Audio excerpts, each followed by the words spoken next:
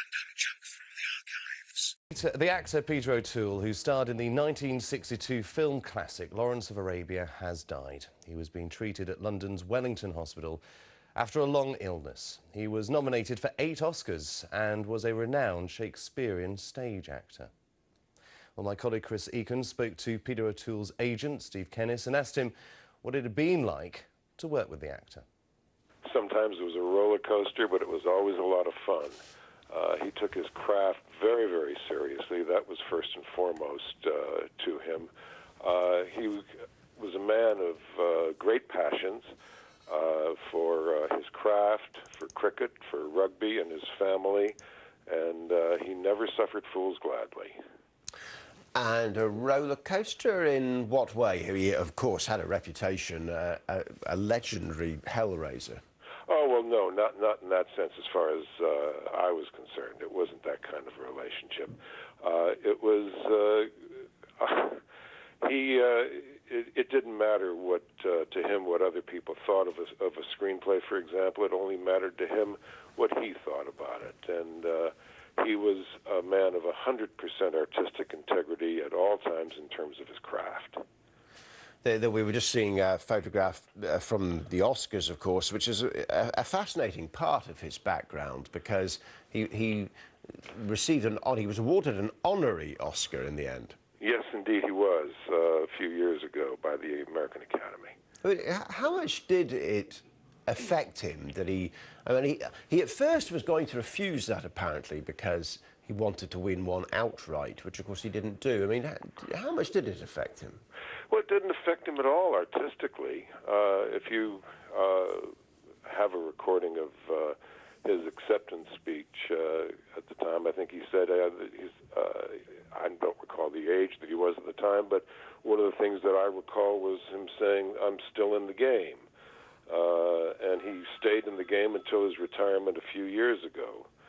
And he knew when it was time for him to get out, and he did just that, much to the consternation of a lot of people.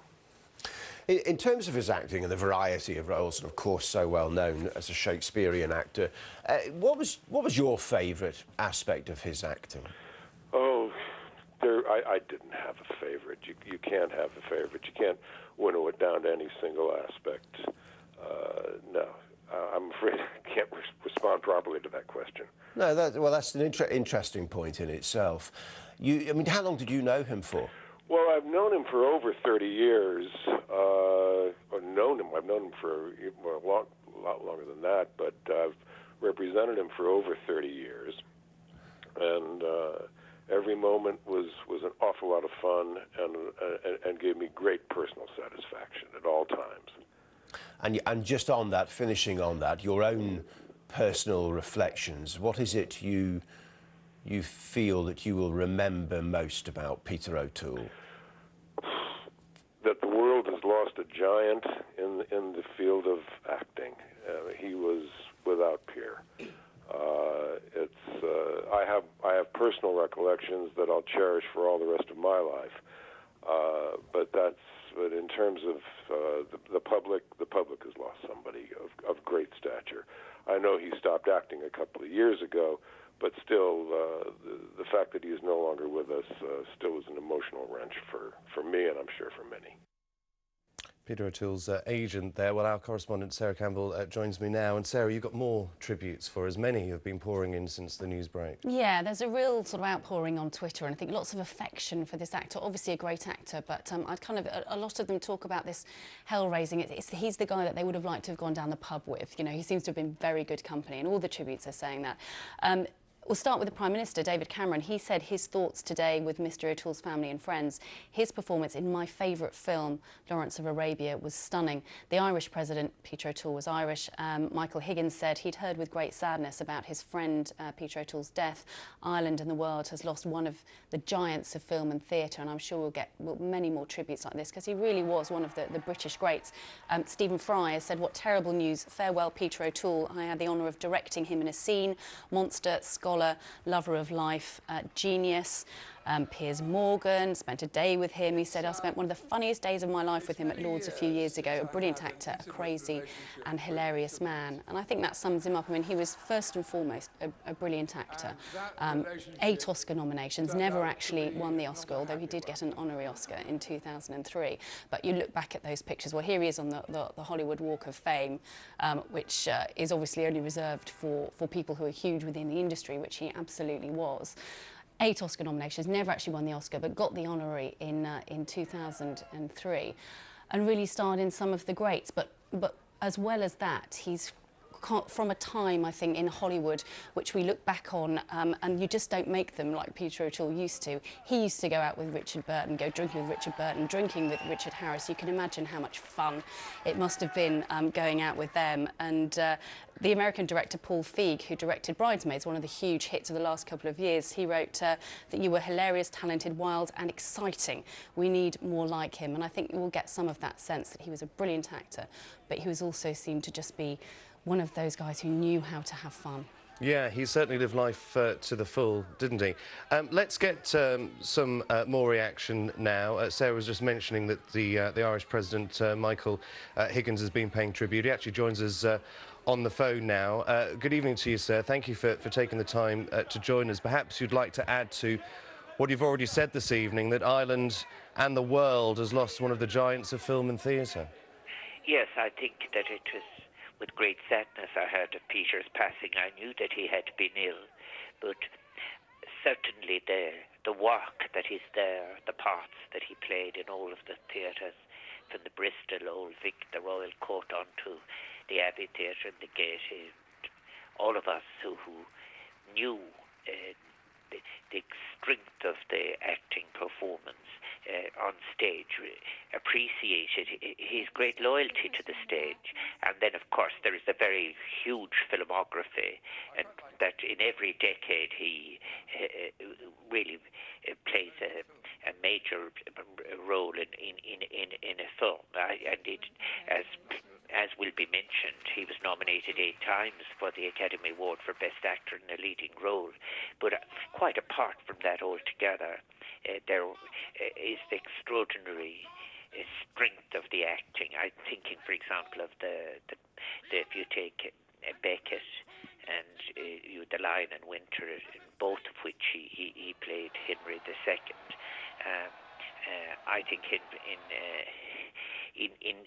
the interpretation of parts and the dedication he brought to the profession of acting, he was most impressive. He also was a wonderful person to be with. I met him first in 1969. In 1979, I was living in Clifton when Peter was rehearsing his production of Macbeth, I remember, and I got to know him very well. And over the years, he was a person of extraordinary grace and great humour. Was he very modest as well? He once told The Independent on Sunday, way back in the 90s, that good parts were sometimes few and far between. He still just took whatever came along because, like all actors, he has bills to pay. That's a very modest thing to say after such huge success. There were obviously parts that he took because, if you like, to keep things ticking over. I would say this, though, however, there was never any danger that people would ever forget Peter O'Toole, because the parts, people still have an image of the very young Peter O'Toole of the early 1960s in Lawrence of Arabia. But even coming on to some of the very latest parts he might have played for television, let us think of the Tudors, where he plays the part of the Pope, and the grace of the long cloaks associated with the papacy and the ritual of it all.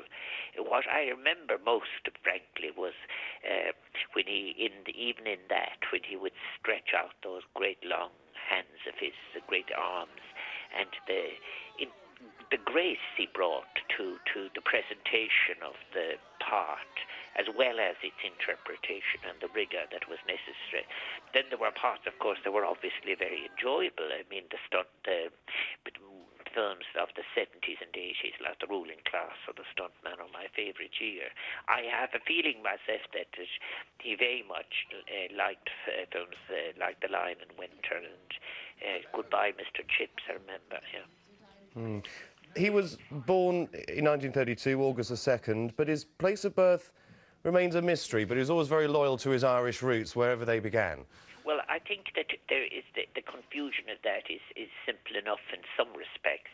I launched that first volume in Galway, the Loitering with Intent, the child, and I think what was quite regular at that time were people who were migrating from Ireland to England regularly. You might be born, let us say, in one country which gave you a birth cert, but you mightn't be baptised until months later, and you could have, for example, be born in Galway and be baptised in Leeds, and that would be quite a normal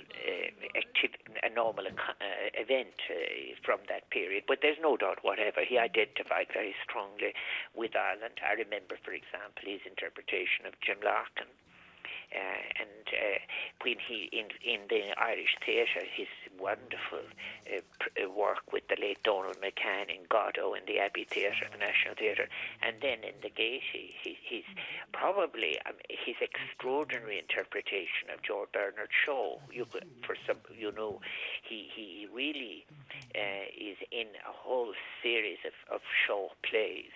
And also, there was, of course, he was in Sean O'Casey's work again in the Gaiety. So, yes, he was very, very committed to those major dramatists of Ireland. But also the other side of it, I think, is that his commitment to Shakespeare and his commitment to the theatre. I do recall him saying that it was so important never to forget the stage and never forget the discipline of preparing for the stage. Mr Higgins, many thanks for your time this evening. The Irish President, Michael Higgins, there speaking about Peter O'Toole, who has died. Our correspondent, Sarah Campbell, is still with me in the studio. Sarah, you've been keeping an eye on many tributes like that coming in this evening. Of course, there's always the family as well, who know these great actors, these great stars that we lose better than anybody else. Have they had anything to say this Indeed, evening? yes. He leaves behind 2 daughters and a son, and his daughter Kate said today that their family are very appreciative and completely overwhelmed by the outpouring of real love and affection being expressed during this unhappy time. Thank you for that. And they also say that in due course there will be a memorial filled with song and good cheer, as he would have wished.